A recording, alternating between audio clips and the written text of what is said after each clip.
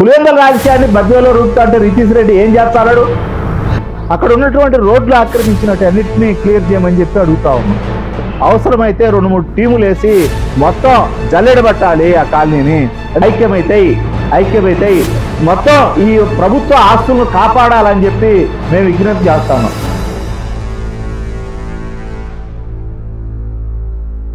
Badvel municipality పరిధిలో గోపురం మండలానికి సంబంధించిన మడకరవారపల్లె రెవెన్యూ పొలంలో ఎన్జిఓకి సంబంధించిన ఎన్జిఓలకు ఇచ్చిన ప్లాట్లలో దాదాపు 35 ఏళ్ల కిందట అక్కడ ఈ నియోజకవర్గంలో పనిచేసేటువంటి ఎన్జిఓలకు, అది హెల్త్ డిపార్ట్మెంట్ కానీ, రెవెన్యూ డిపార్ట్మెంట్ కానీ, రకరకాల డిపార్ట్మెంట్లలో పనిచేసేటువంటి వాళ్ళకు అక్కడ ఇళ్ల స్థలాలు ఇచ్చారు. ఈ ఇళ్ల స్థలాలు ఇచ్చినటువంటి ఇవి ఆ రోజుకి విలువ లేనటువంటి, ఈ రోజు ఈ కడప నడి బొడ్డులో ఉన్న స్థలం కాబట్టి దాని విలువ విపరీతంగా పెరిగింది. ముఖ్యమైనటువంటి సామాజిక తరగతి చేతల్లోకి మొత్తం ప్లాట్లన్నీ పోయాయి. దాని చుట్టూరు పెద్ద ఎత్తున ప్రభుత్వ భూమి ఉన్నది. అంటే ఎన్జిఓ ప్లాట్లు ఆ రోజు వేసినటువంటి లేఅవుట్ స్థలమే కాకుండా దాని చుట్టూరు దాదాపు 6-7 ఎకరాల భూమి ఉన్నది. ఆ 6-7 ఎకరాలకు అన్అఫీషియల్ గా ఈ మధ్య కాలంలో పట్టాలు తయారు చేసినట్టుగా, అది రెవెన్యూ వాళ్ళల్లో ఉన్నటువంటి కొంతమంది కలిసి తయారు చేసినట్టుగా ప్రచారం జరుగుతుంది. దీని మీద జాయింట్ ఎంక్వైరీ జరపాలని చెప్పి, తర్వాత దీని మీద ఎంక్వైరీ జరపాలని చెప్పి మేము జేసీ గారికి ప్రజా సంఘాల ఐక్యవేదిక కలిసి ఇచ్చాం. ఇచ్చిన తర్వాత ఆర్డీఓ గారిని కూడా కలిసాం. నేను వీలైన తొందరలో దీన్ని షార్ట్అవుట్ చేస్తాను అని చెప్పి ఆర్డీఓ గారు చెప్పారు. 15 రోజుల లోపల అది క్లియర్ చేయకపోతే మీరు మళ్ళీ ఒకసారి మమ్మల్ని కలవండి అని చెప్పి జిల్లా జాయింట్ కలెక్టర్ మేడం గారు చాలా క్లియర్ గా చెప్పారు. 15 రోజులు కాదు, ఇప్పుడు దాదాపు 25 రోజులు అవుతా ఉంది. మమ్మల్ని పిలవడం కానీ, దాని మీద చర్చ చేయడం కానీ ఏమీ జరగలేదు.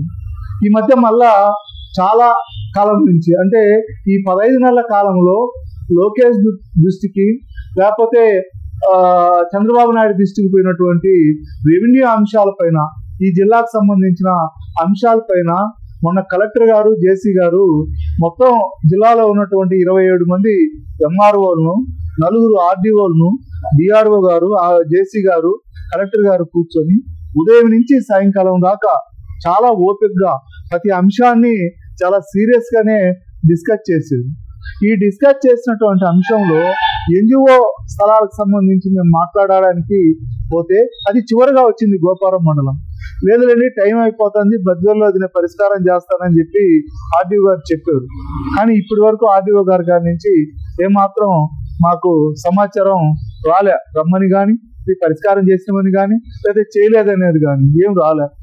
కానీ మేము పెట్టిన తర్వాత ఆ మున్సిపల్ కమిషనర్ గారు, అంటే లోతు వంక గురించి, తర్వాత ఇక్కడ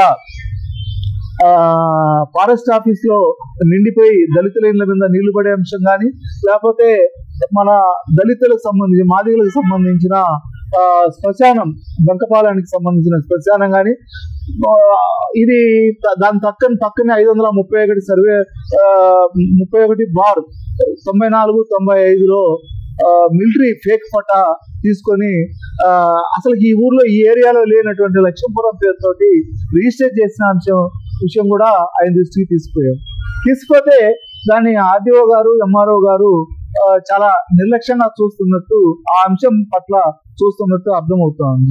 అట్లాగే ఎన్జిఓ బిట్లలో రోడ్లను ఆక్రమించి దాదాపు 22 ప్లాట్లు వేసినట్టుగా కనపడతా ఉంది. అలాగే కొన్ని గుళ్ళు అక్కడ కట్టారు. ఈ గుళ్ళు కూడా దాదాపు అక్కడ 9 ఎకరాలలో గుళ్ళు కట్టారు. 1 ఎకరా 2 ఎకరాలు కాదు, అదే సర్వే నెంబర్లలో ఆ చుట్టూరు సరౌండింగ్స్ లో 9 గుళ్ళు కట్టారు. ఈ 9 గుళ్ళల్లో 9 ఎకరాల భూమి ఉంది. 9 ఎకరాల భూమిని తప్పులేదు, ఎవరి విశ్వాసం వాళ్ళని, హిందువుల విశ్వాసం హిందువుది, క్రిస్టియన్ల విశ్వాసం క్రిస్టియన్ది, ముస్లింల విశ్వాసం ముస్లిమ్స్ది. కానీ గోపవరం తహసీల్దార్ గారు ఒక్క మతానికి సంబంధించినటువంటి వాళ్ళను చాలా ఏడిపిస్తున్నాడు, చాలా ఇబ్బంది పెడుతున్నాడు, పదే పదే ఆర్డీఓకు కంప్లైంట్ చేస్తున్నాడు. ఆర్డీఓ గారికి పైనుంచి విజయవాడ నుంచి అధికారులు కూడా చెప్పారు, అంటే విశ్వాసాలకు వ్యతిరేకంగా పోవద్దని కూడా చెప్పారు. కానీ ఇక్కడ త్రిభువన్ రెడ్డి దళితులు అనేటువంటి ఒక అహంకారంతో, దళితుల్ని వాళ్ళు ఏం చేసుకోలేనంత అహంకారంతో వ్యవహరిస్తా ఉన్నారు. మేము కోరేది ఏంటంటే అక్కడ ఉన్నటువంటి రోడ్లు ఆక్రమించినట్టు అన్నిటినీ క్లియర్ చేయమని చెప్పి అడుగుతా ఉన్నాం. అక్కడ తర్వాత మీరు లేఅవుట్ సంబంధం లేకుండా ఆక్రమించినటువంటి స్థలాలన్నింటినీ ఎంక్వైరీ జరపని చెప్పి అడుగుతా ఉన్నాం. అంటే ప్రభుత్వానికి 100 కోట్ల రూపాయలకు సంబంధించిన ఆస్తిని అక్కడ కబ్జా జరిగితే ఎందుకు జాయింట్ ఇన్స్పెక్షన్ కు త్రిభువన్ రెడ్డి సహకరించడం లేదు? మేము కమిషనర్ గారిని అడిగితే నేను రాశానండి, ఆయన ఓకే అంటే నాకేం అభ్యంతరం లేదండి అని చెప్పి చాలా ఓపెన్ గా నరసింహారెడ్డి గారు చెప్తాను. మేము నరసింహారెడ్డి గారిని మొదట్లో ఆయనే దీనికి అంతటికి కారణం అని అనుకున్నాం. కానీ ఇప్పుడు చూస్తే ఆయన కాదు త్రిభువన్ రెడ్డి అన్నటువంటిది కనపడతాను. త్రిభువన్ రెడ్డి గత ప్రభుత్వంలో ఉన్నటువంటి పెద్దలకు బంధువు. ఆయన ఈ ప్రభుత్వం మీద వ్యతిరేకత తీసుకురావడానికి ఒక ప్రయత్నం చేస్తున్నట్టు స్పష్టంగా కనపడతా ఉంది. కానీ అది ఇక్కడ తెలుగుదేశం ఇన్ఛార్జి గారు గమనించడంలో చాలా లోపం జరుగుతూ ఉంది. నష్టపోయేది తెలుగుదేశం, నష్టపోయేది పేదలు, నష్టపోయేది దళితుల లిస్టు తీసుకొని అక్కడ ఎంతమంది ఉండరని దళితుల స్థలాలన్నింటినీ ఈరోజు వేరే ఫేక్ పట్టాలు తీసుకుంటే త్రిభువన్ రెడ్డి అవి కరెక్ట్ అని ఇస్తా ఉన్నాడు. వాడు దళితుడైతే చాలు, అది కరెక్ట్ అని ఇస్తా ఉన్నాడు. ఎందుకు ఇక్కడ మహమ్మద్ కాలనీలో అది గోపారంకి వచ్చే దీంట్లో ఒంటిమిట్ట అతనికి సుధాకర్ రెడ్డికి అది కరెక్ట్ అని ఇచ్చేది.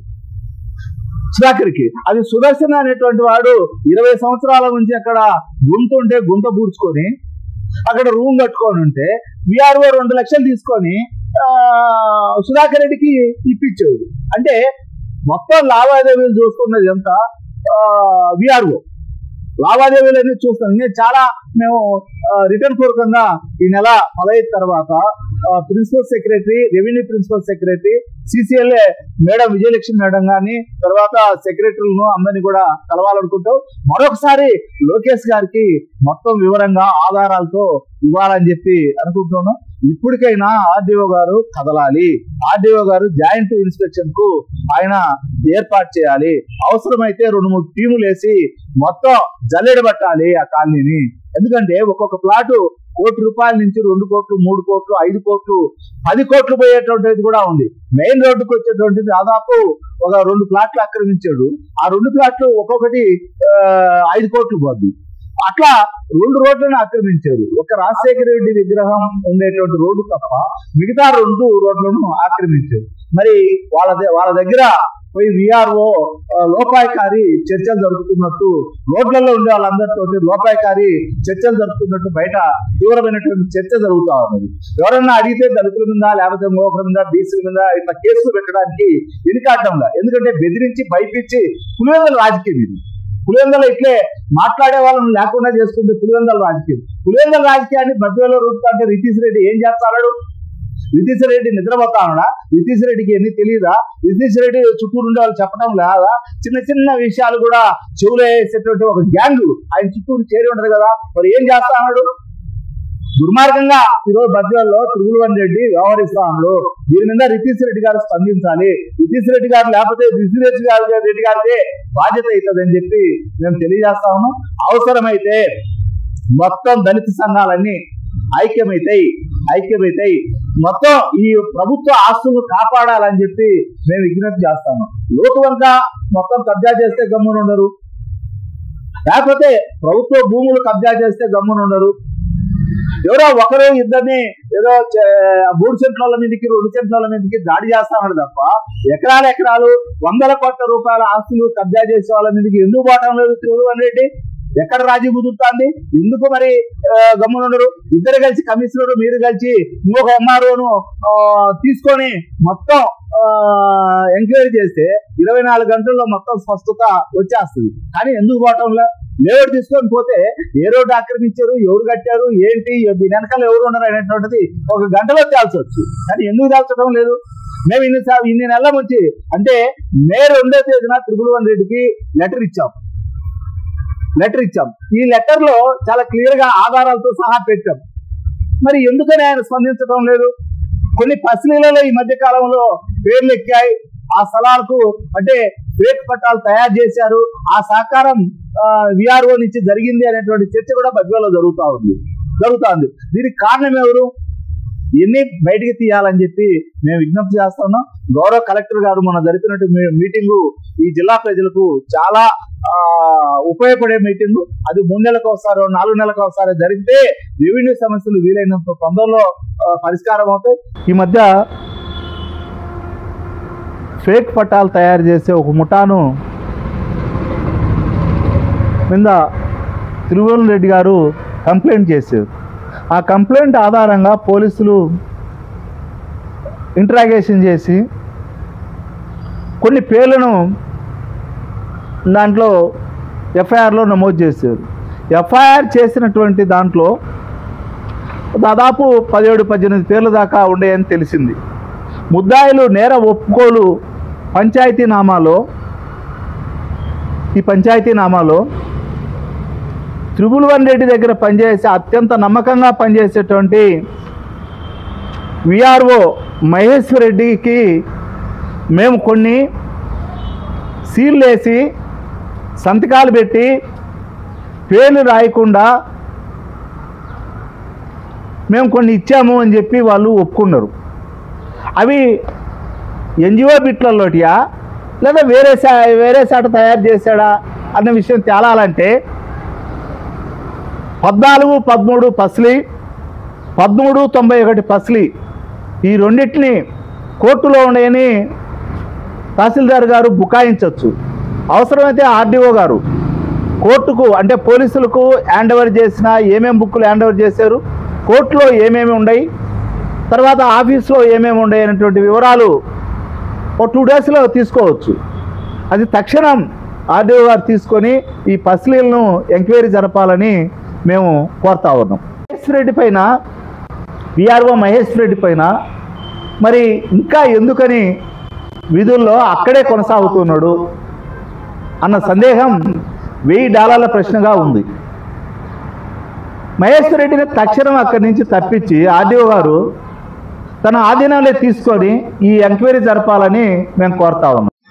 ఈ విషయాలను తక్షణం పరిష్కారం చేయకపోతే ప్రజల ఆస్తులను, ప్రభుత్వ ఆస్తులను కాపాడే పని ఆర్డీఓ గారు చేయకపోతే, త్రిపుల్ రెడ్డిని పక్కన పెట్టి వీటన్నిటి మీద ఎంక్వైరీ జరగకపోతే మళ్ళీ ఒకసారి సిసిఎల్ కమిషనర్ గారి దృష్టికి, రెవెన్యూ ప్రిన్సిపల్ సెక్రటరీ దృష్టికి, లోకేష్ గారి దృష్టికి మళ్ళీ తీసుకోవటం ఈ 15వ తేదీ తర్వాత తీసుకెళ్తామని చెప్పి తెలియజేస్తా ఉన్నాం.